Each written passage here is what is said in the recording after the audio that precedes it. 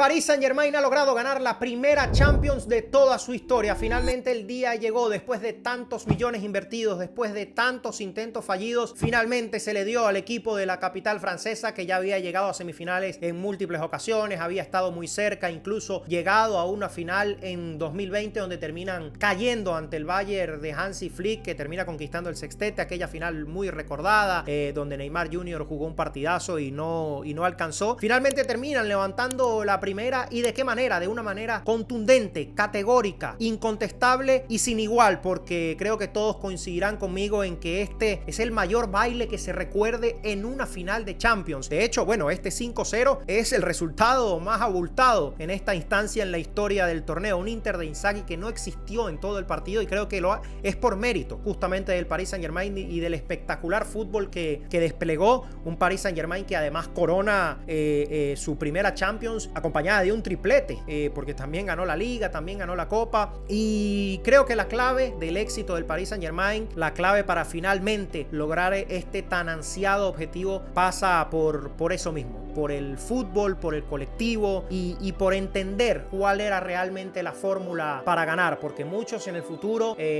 mirarán al pasado y verán imágenes de Messi, de Neymar, de Mbappé jugando en el Paris Saint-Germain al mismo tiempo y lógicamente se preguntarán cómo es posible que estos tipos no ganaron una Champions. Es más, ni siquiera lograron pasar de octavos de final cuando estuvieron juntos. Estamos hablando de tres leyendas históricas, tres de las mayores leyendas de la historia del fútbol. ¿Y cómo es que lo lograron cuando ya no estaba ninguno de ellos? A la temporada siguiente de que se marchó un jugador histórico para el Paris Saint-Germain como lo es Kylian Mbappé, el último que quedaba de ellos. Y la verdad es que la respuesta es muy simple. En el fútbol a veces menos es más, y el fútbol al final es un deporte comandado por los mediocampistas.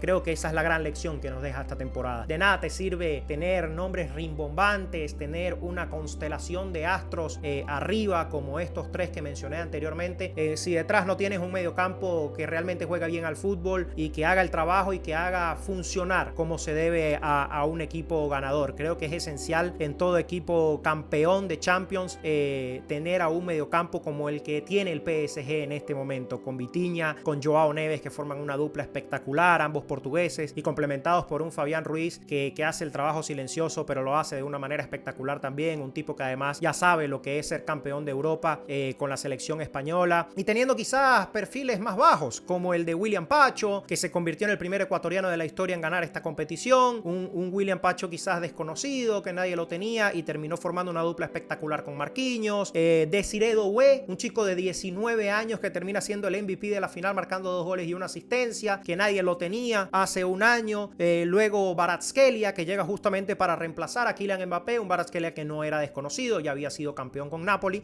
pero bueno, no es la misma dimensión de jugador que Kylian Mbappé. Y liderados por Ousmane Dembélé, que ahora mismo parece imposible que se le vaya a escapar el Balón de Oro con la temporada que tuvo. Impensado también hace un par de años, cuando en Barcelona no daba pie con bola, cuando vivía lesionado, cuando prácticamente no jugaba nunca, luego de todo el dinero que se invirtió por él en su momento, y termina en las manos de Luis Enrique convirtiéndose en el mejor jugador, en la estrella de un Paris Saint-Germain que termina ganando su primera Champions, pero que, como digo, lo hace gracias al colectivo. Un Paris Saint-Germain que además tiene a un tipo como Luis Enrique con liderazgo, con jerarquía, con experiencia, y un tipo ganador, y creo que eso también lo necesitaba el Paris Saint-Germain, no lo había tenido antes por ahí con Thomas Tuchel, que fue justamente el entrenador que los llevó a aquella final contra el Bayern en el 2020, un tipo que también sabe lo que es ganar Champions, lo logró con el Chelsea. Pero con Pochettino, Pochettino fue el entrenador que tuvo justamente a Messi, Neymar y a Mbappé, y claramente no supo conducir ese barco. Pero yo creo que al final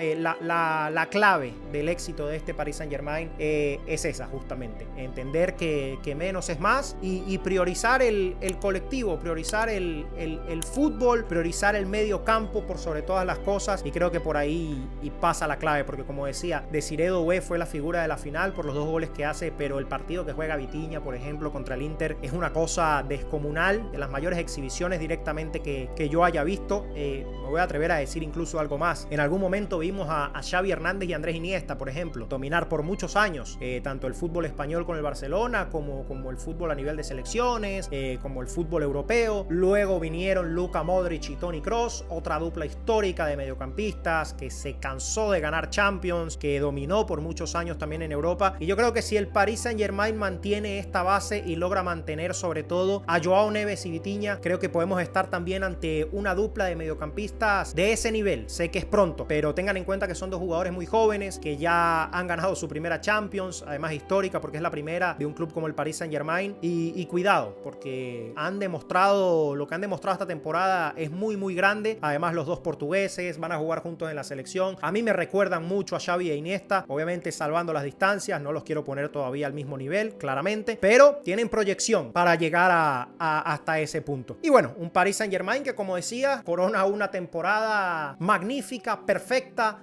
inmaculada, con ese triplete, uniéndose al club de los equipos que han logrado ganar un triplete en toda la historia. Específicamente es el 9º equipo que lo consigue. El primero fue el Celtic de Escocia en el 67, luego vino el Ajax en el 72, el PSV Eindhoven en el 88, el Manchester United en el 99, el Barcelona en el 2009 con Pep Guardiola, que logra ganar el sextete, el Inter de Mourinho en 2010, el Bayern Múnich en 2013, el Barcelona que repitió en 2015 justamente con Luis Enrique, aquel Barcelona de Messi, Suárez y Neymar. El Bayern Múnich repitió también en 2020, como recordaba al inicio, contra el Paris Saint-Germain aquella final de Champions, y el Manchester City también de Guardiola en el año 2023. Así que ahora se une también el Paris Saint-Germain, que yo creo que no se va a quedar aquí. Como digo, tiene una muy buena base de futbolistas para realmente poder marcar una era en Europa. Obviamente ya después muchos factores influyen, habrá que ver si logra sostenerlo, pero conociendo al Khelaifi y lo duro que es para soltar a sus jugadores, lo que costó por ejemplo para que Mbappé saliera del Paris Saint-Germain, no me lo quiero imaginar ahora que logró ganar la Champions. Va a querer más, va a querer marcar una era, y la verdad es que tiene todo para conseguirlo. No será fácil, pero cuidado con el Paris Saint-Germain, porque yo creo que en los próximos años, si mantiene este equipo, pueden caer una, dos y varias Champions más para París.